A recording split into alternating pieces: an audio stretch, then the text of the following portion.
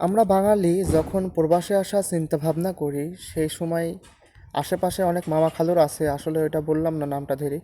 মামা খালুরা থাকে, মামা খালুরা বলে যে ভাইগনা ভাইস্তা দ্রুত পাসপোর্টটা বানাও, আমার কাছে একটা ভালো ভিসা আছে, ওই ভিসাটা তোমারই দেবো না, একটু খরচ বেশি হলেও একটু ভালো বেতন পাবানে আর কি।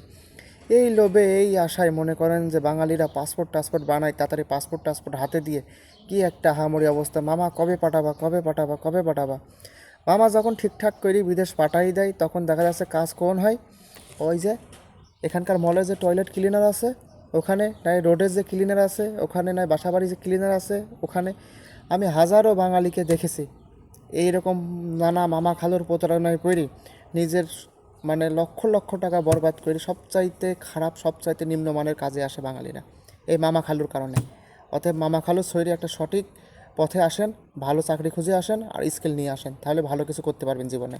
ধন্যবাদ।